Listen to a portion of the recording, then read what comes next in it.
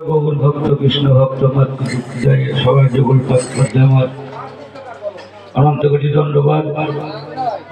আমি কিন্তু গান গাতি উঠি নাই। গ্রাম একটা ভাষা আছে, মানে অখাদ্য খাদ্য বস্তু আহার করা যায় কিন্তু অশরীরে সহ্য করা যায় না। বুঝতে পারছেন? আমাদের বৈষ্ণব শাস্ত্রে দুটো সংজ্ঞা আছে। আগে হচ্ছে বিধিও, তারপর হচ্ছে মুখ্য। বিধিওটাকে পূর্ণ মাত্রায় মর্যাদায় রেখে মুখ্যের আভাস বৈষ্ণব শাস্ত্র বলেছে।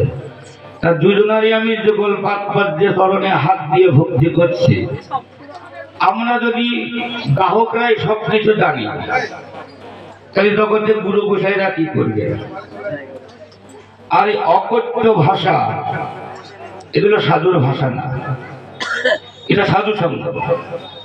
এই যে সাধু সঙ্গ, সাধু সঙ্গ সকাল থেকে চেঁচাচ্ছে, অর্থাৎ দন্তেশ্বয় আকার ধরে হচ্ছে সাধু, মধ্যমশয় ধয়াকার হচ্ছে সাধু, তালবস্যায় আকার ধৈর্য হচ্ছে সাধু। আমি ভরটা কোন করবো, কোন সঙ্গটা করবো? তাহলে আমাকে একটা নির্বাচন তো করতে হবে। চৈতন্য চৈতামিতে মধ্যের দ্বাবিংশ পরীক্ষা যে কৌরাট গোস্বামী বললেন, কোন ভাগ্যে কোন জীবের শ্রদ্ধা যদি হয় সেই জীব অবশ্য সাধুসঙ্গ করাই। সাধুসঙ্গ হতে হয় শ্রবণ কীর্তন, সাধন ভক্তেরাই সর্ব অনর্থ নিবর্তন। এই সাধন ভক্তটাকে আর কোন কালে কোন জীবের শ্রদ্ধা যদি হয়, এই শ্রদ্ধা শব্দের অর্থটা কি? তবে তা সাধুসঙ্গ হয়। ডক্টর মহানম্রত বলল ভাগবতে, সাধু সঙ্গতের দুর্লভ বস্তু। মেঘে যেমন চমক দেয়, চমক দিল নিমিষে চমক মিলিয়েও গেল, কিন্তু পরে আর দেখা যায় না যে কোন জায়গা চমক দিল। সাধু সঙ্গটা হচ্ছে জীবের সেই রকম করছে, কিন্তু আমার জীবনে তো হয় না। আমি সেই সাধু সঙ্গ জীবনে করতে পারব না। যদি আপনারা পারেন, গুরু গোসাইয়ের কাছে গেলে একদিন সাধু সঙ্গ করলে সারা জন্মের প্রাপ্তি বস্তু পাওয়া হয়ে যায়। তাই গৌর হরি বল, এত চেষ্টা করে লাগে না। কিন্তু আমি তো গান গাইতে পারি না, কিন্তু মনে খুব কষ্ট হচ্ছে। এদের দুইজনের মধ্যেই আমার সাধুগুরু বৈষ্ণবের অমর্যাদা হচ্ছে।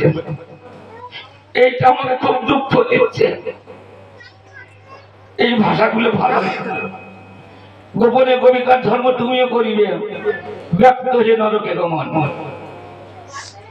একজন স্বামী স্ত্রী বারান্দায় শোয় কোন কারণ বসাতে, তবু দেখবেন একটা কাপড় দিয়ে ঘিরে নাই। কারণ এই সায়নটাতে গোপন বস্তু। কোন ক্রমে যদি আমার সেই গোপন সত্তা অনুমোদন হয়ে যায়, তাহলে আমরা করা হবে। তাই গৌর হরি বল। স্বপন হচ্ছে আমার নাতু ছিল, আর ইনি হচ্ছেন আমার দাদা, শ্রদ্ধেয় দাদা। আমাদের বহুদিন আত্মায় আত্মায় মিলে আমরা বকাবকিও করি, আবার জড়াই ধরে কাটাকাটি করি। যাই হোক, আমার স্বপন দাদু জিজ্ঞাসা করলো যে পরকীয়াটা কি? এই পরকীয়া নিয়ে আমাদের এই বর্তমান সমাজে কিন্তু খুব একটা বিশৃঙ্খলতা। এইটা আপনারা মনে করবেন না। পরকীয়াটা হচ্ছে গোবিন্দের ভজন। ক্রিয়া শব্দের অর্থ হচ্ছে কর্ম, আর ক্রিয়া শব্দের অর্থ হচ্ছে সাধন। কয় ফালা যে ক্রিয়া, এটা হচ্ছে কর্ম। সেটা কি কর্ম? গুরু প্রদত্ত কর্ম। যার যার গুরু যাকে যে পথ নির্দেশ করেছে সেই পথ যে চলে, সেটা হচ্ছে ক্রিয়া। আর এটা সাধন মার্গ। কয়টি কি অন্তঃসাকার ক্রিয়া, সেটা সাধন। অর্থাৎ মূলধার থেকে সেটি সহস্রকাল মণিপুর পথে নিয়ে যাওয়ার নাম হচ্ছে সাধন। আর পরকীয়া, পরকীয়া হচ্ছে অবিবাহিত, নহে কারুর গৃহীতা, অনুরাগ বসন্ত পর পুরুষ পরমানন্দ গোবিন্দকে যে সাধনা করে তাহার নাম হচ্ছে পরকীয়া। অতএব শ্রীমতী রাধারানী হচ্ছেন কৃষ্ণের পরকীয়া। এটা আপনাকে ভুল বুঝবেন না। কোন দেহের বিনিময়ে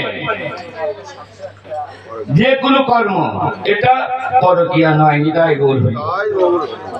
পরকীয়াটা হচ্ছে রাজ ধাতু থেকে রাধা উৎপত্তি, আর কৃষ্ণ ধাতু থেকে কৃষ্ণ উৎপত্তি। কৃষ্ণের কোনো দেহ নাই, শ্রীমতী রাধারানীর কোনো দেহ নাই। লীলা বিলাসের কারণে দুটো দেহ ধরেছে মাত্র, কিন্তু এই দুটো দেহ না। সাধনের ঘরে রাজ ধাতু থেকে রাধা উৎপত্তি, আর কৃষ্ণ ত্রি ধাতু থেকে কৃষ্ণ উৎপত্তি। তাহলে কি কারে কজ্জল বর্ণ উপপাদ্যকে নাশে গতি শক্তি রতিবের বিহাতেই আসে। তাহলে কৃষ্ণ হচ্ছে একটা ভূগত শব্দ। একটা কৃষি যেমন ভূমিকে কর্ষণ করে সেই ভূমিতে ফসল উৎপাদন করে, তো কৃষ্ণ হচ্ছে তাই কর্ষণ শক্তি।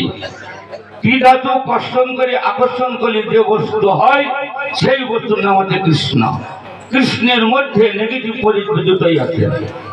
দেখুন আমাদের যে ব্লাড এক্সামিন করা হয়, কোনো কোনো ক্ষেত্রে কাঁচের গায়ে ওই ব্লাডটা লাগাই, যখন শুকাইয়ে দেয় ওই লাল বর্ণ থাকে না, ওই লাল বর্ণের মধ্যে থেকে আর একটা বর্ণ ওই কাঁচের গায়ে লেগে থাকে। ওইটা থেকে রাধা ধাতু অর্থাৎ রাধা। কৃষ্ণের মধ্যে রাধা ওইভাবে লুকাই আছে। রডরূপে রাধা আর রতিরূপে কৃষ্ণ। এটাই গৌর বলতে সুর দাও।